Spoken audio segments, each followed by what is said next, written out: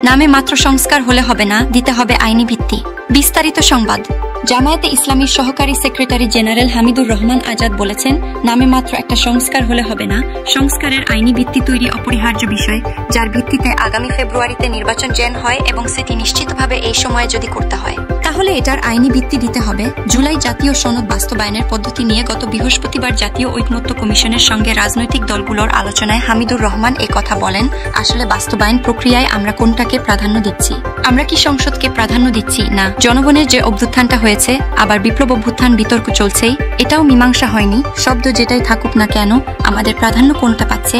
আমি প্রশ্ন করতে চাই, যে সংসদকে প্রাধান্য দিয়ে আমরা আলোচনা করছি, যে সংসদ ছাড়া কিছুই হবে না।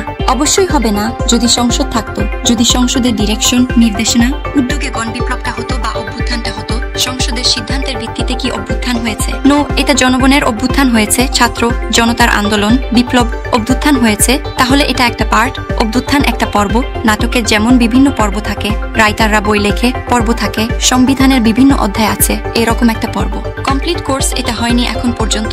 কারণ হলো, যে লক্ষ্য নিয়ে, যে উদ্দেশ্য নিয়ে অভ্যুত্থানটা হয়েছে, সেটার সমাপ্তি ঘটে নাই। সংস্কারের আইনি ভিত্তি তৈরি অপরিহার্য বিষয়, যার ভিত্তিতে আগামী ফেব্রুয়ারিতে নির্বাচন হয় এবং সেটি নিশ্চিতভাবে এই সময়ে যদি করতে হয় তাহলে এটার আইনি ভিত্তি দিতে হবে। মিলাই হচ্ছে একটা কমপ্লিট বুক বা কমপ্লিট একটা আমরা রেভলিউশন বলতে পারি অথবা অভ্যুত্থান বলতে পারি। আজকে যে ঐকমত্য কমিশন গঠিত হয়েছে, এটা কি পার্লামেন্টে হয়েছে? এটা কি অন্য কোনো ফোরামে হয়েছে? হ্যাঁ হয়েছে, এটা রাষ্ট্র সরকার। ইন্টারিম গভর্নমেন্ট করেছে। কেন করেছে? ইন্টারিম গভর্নমেন্ট করেছে সংস্কারের উদ্দেশ্যে। সেসব সংস্কার যদি বাস্তবায়ন প্রপারলি যথাযথভাবে না হয় তাহলে এই উদ্দেশ্যটা তো ব্যাহত হবে। সেই কারণে আমরা সংসদকে প্রাধান্য দেব না, গণঅভ্যুত্থান, গণ অভিপ্রায়। যদি অভ্যুত্থানকে পরিপূর্ণতা দিতে হয় তাহলে অবশ্যই এই সংস্কারের মাধ্যমে যে সনদ, সেই সনদের ভিত্তিতেই আমাদের সামনে অগ্রসর হতে হবে।